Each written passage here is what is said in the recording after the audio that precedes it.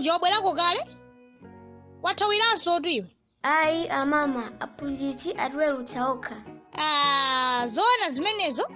Akuti akuwerutsani msanga chifukwa chani? Akuti kuli zokambirana za aphunzitsi okhaokha. Ali ndi meeting ndiye kuti. Timati teachers meeting.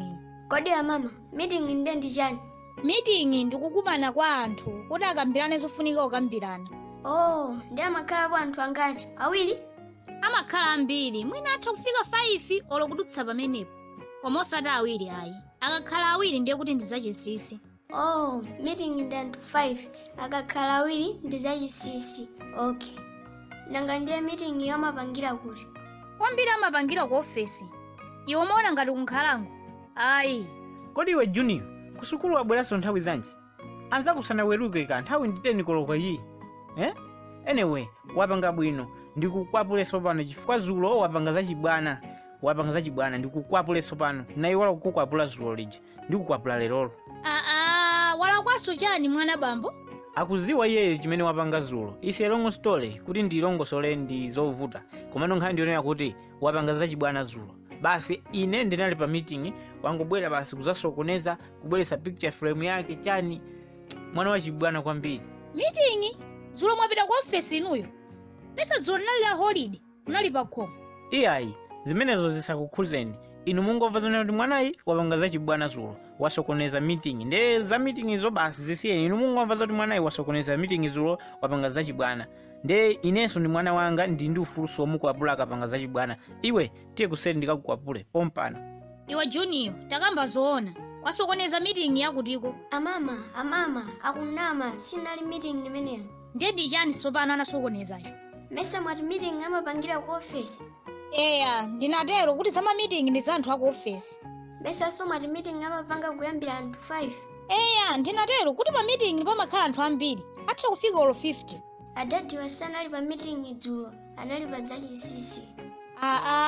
Junior, wadziwa bwanji zimenezo? Anali ndi mtsikana wina wake dzulo kunkhalango. Adadi, ndikukunamizirani kapena? Ngati pali njira yokhayo imene mungatithokozere pa mavideo amene timapanga, ndikupanga like mavideo athu, komanso kupanga subscribe. Timapempha kuti pompano ngati zingatheke mwa zifundo za Ambuye. Tatipangeni like videoyo podina button limene limaoneka chonchi. Ambuye akudaliseni pamene mukupitiriza kuonera video imeneyi. Anali ndi mtsikana wina wake dzulo kunkhalango. Adadi, ndikukunamizirani kapena? Junior. Tinene kuti iwe wakula wafika poti pakana kumandifunsa ineyo mafunso. Anyway, tipange chonchi. Chifukwa ndikuona ngati kuti nkhani kupita patali. Nkhani kupita patali chifukwa chinena kuti ndanena kuti ndimukwapula mwanayi. Ine zimene zandipangonena. Mwanayi sindingamukwapule ayi, ndi mwana wanga, ndimamukonda kwambiri. Imene chenali yongofikira basi kuti ndingofika ngati kuti ina yake. Koma uyu ndi mwana wanga ndimamukonda. Ndipo ndamvaso zoti kusukulu akukhoza bwino kwambiri.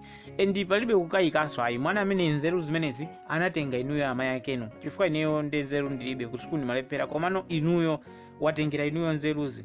Inuyo ndine wanzeru kwambiri. Ndipo ndakonza kunena kuti mwezi uno ukamatha inu ndi mwanayi nonse tilowe mtown tikagule zovala zapamwamba. Junior ndikakugulire toy paja umakonda galimoto ndikakugulira toy ya galimoto paja umakonda truck. Inunso amayi akenu ndikakupitisani ku KFC tikadye. Nkhani zizitaini basi zimene zimachitika. It's okay, tiye tipitirizeni moyo. Ayiso zimenezo zisiyeni koma tikambe za inu. Mwati dzulo munaenda bwanji? Inu ama Junior musamakoke nkhani zitha inu basi mose tambira tizingokambirana meeting. Alandrodi aneba ndi anthu ena ozungulira zona ngati kuti meeting yake iti yaufiti chani. Nkhani imene tiye niithe basi zithe zimenezo. Mwanayi sanasokoneze meeting inaenda bwino meeting ya zulo. In fact zulo kunalibeko so meeting iso ayi ndimangonena zimene zija. Mwanayi sanasokoneze meeting. Nkhani zitha. Junior ni mwana wanga ndimamukonda kwambiri. Inunso akazi anga ndimamukonda ndipo inu ndi ndimamukonda ni kwambiri kuposa wina aliyense. Tate ndizisangalani. Kodi simamaphika kale?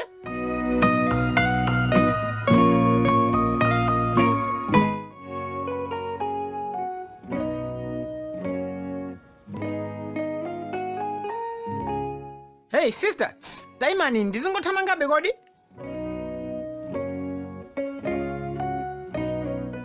Musanayankhule chilichonse, taimani kaye.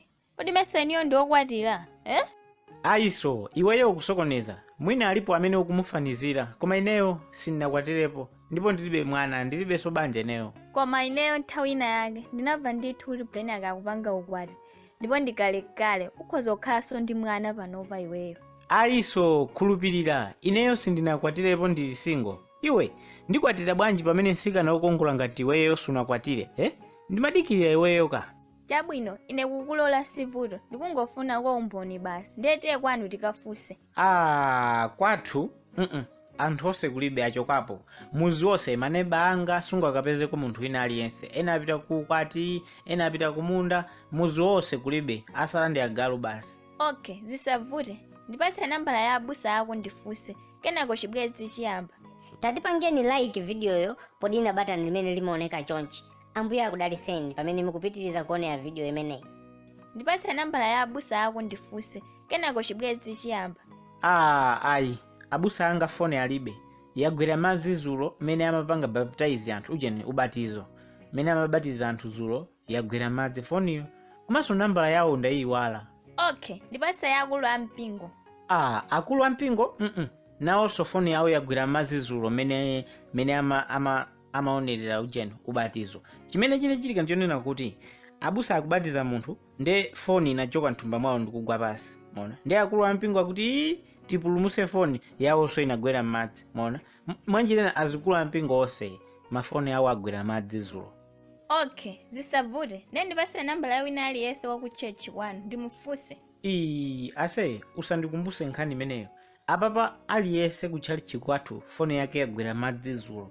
Chimene chinachitika nchonena kuti mene mafoni akulu ampingo onso anagwera madzi ngati mamemba right anazifunsa kuti tsopano ife nde tizitani nawo mafoniwa maona, nde anangoponyeraso madziso maona, chifukwa ngati kunali ngati kukhuzidwa kuti abusa foni yawo yapita, akulu ampingo foni yawo yapita, mwina chilipo chimene Mzimu Woyera afuna atani apange pa ubatizo umeneyo, nde basi aliyense anangoponya mafoni madzi. Imene yasala ndeti ndiyangayi basi chifukwa chonena kuti sindinapiteko kubatizoko. Ine nali kunyumba sindinapite, nde chifukwa chake foni yanga yakhala ngati kuti ndi imene yasala. Blenaki mayankhwako akundikayikitsa choncho benda kuvomera koma lero ndikamva china chilichonse chokhuzana ndi iweyo chokayikitsa chibwezi chathu chithera pomwepo. Okay, chabwino ineyoeti ndithokoze kuti watani wandivomera komano ndimafuna ndinene chonchi mudzi muno anthu samandifunira zabwino, akhoza kuyamba kumakunamiza zina ndi zina kuti nakwatira chanchani uziwa kale munthu ndi wovuta. Nde chimene tipange apapa tipanga madongosolo onena kuti tikwatirane mwachangu komano